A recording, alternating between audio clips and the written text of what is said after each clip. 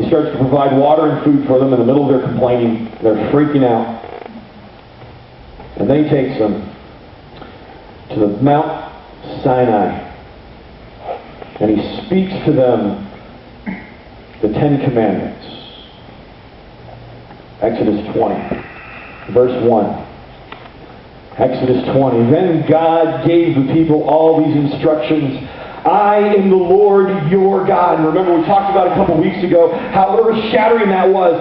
You are not mine. You are not my slave. I am yours. We're entering into a relationship. I am the Lord your God. I am yours, who rescued you from the land of Egypt. I'm the one who brought you out, the place of your slavery. And then he gives these rules. You must not have any other gods before me. And remember, we talked about last week how these can be interpreted in the Hebrew language as a promise, as an emphatic promise, not just a command. You're not going to have any other gods before me. The Israelites are going, yeah, of course we're not going to have any other gods. Look at what you just did. Yeah, we're there. You have everything. You are a source of everything. You've given us food. You've given us water. You've taken care of our enemies. And you've given us freedom. Man, you're it. You must not make for yourself an idol of any kind. Last week we talked about how God saying, you're not going to put me in a box. I want to take you on the adventure of your lifetime. I've already started it. Because I'm not a God that you have to carry under your arm and walk around. I'm taking you on an adventure that you're never going to believe. And they go, wow, never thought of that before. Always thought a God had to be in a temple where we could go worship Him. This is the God that can't be contained. How amazingly cool is that? Amen. And then he says in verse 4, chapter 20, book of Exodus, chapter verse 7, you must not misuse the name of the Lord your God. The Lord will not let you go unpunished if you misuse His name. All right? And at this point, I really think that the second one baffled them. The second one kind of baffled them because they weren't used to that concept. The first one baffled them because, well, there's only one God and we're going to serve Him and He's our God. That's amazing. And then they get to this one. And this one is like the biggest duh factor of all of them.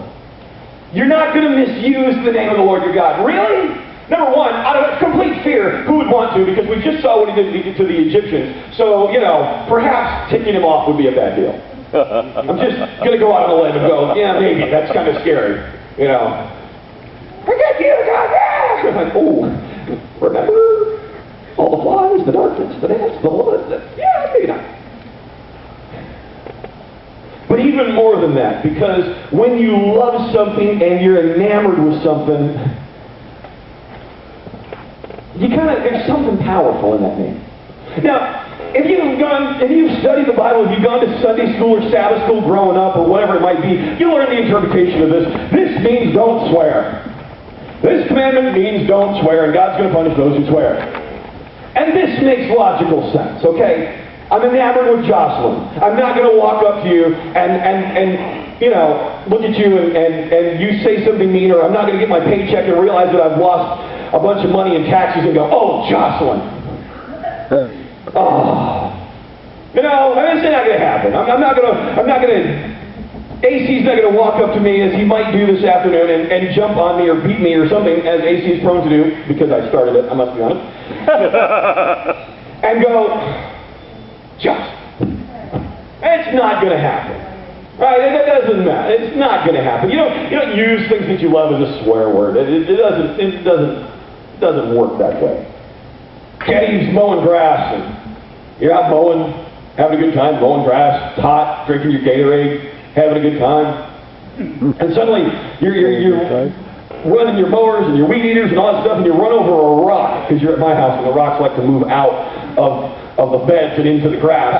Blame Jocelyn for that. And it goes, and it comes flying and it just nails you in the ankle, right? Your wife, you're not gonna say, oh, Michelle, at that point. Michelle Brand and this whole family doing stupid rock collection. You're not going to say that. It sounds funny, but you're not going to say it. It's wrong to do that because you love your wife. You're not going to use her as a swear word. Oh, heck no. Right. If you did, your wife would kill you too. Okay. true. I'm not going to admit it because Sarah's sitting here. And we all tell her, Michelle. We all going to tell her. You're not going to get away with nothing. You're not going to say that because you love that person. And that makes sense. That makes sense. But that's only getting a small piece of what this promise really is. Remember we said that these were promises. That is a small piece of what this promise is. Because misusing the name, a name is a powerful thing. We don't think about it in our culture. We don't think about name the same way. Yet it has the same power, but we don't think about it necessarily in those terms. Okay? I worked for a guy. We're going to call him Hank. Hank is not his name. I don't want to use his name in case you ever met him, or he listened to this on a podcast. I worked for Hank for a few years. Hank was not a good boss. I'll give you my definition of a bad boss. Someone who lies, someone who's manipulative, and someone who tries to micromanage and control you when they have no idea what you're doing. Okay? Those are three of the big ones. Yes, AC? Someone named Hank.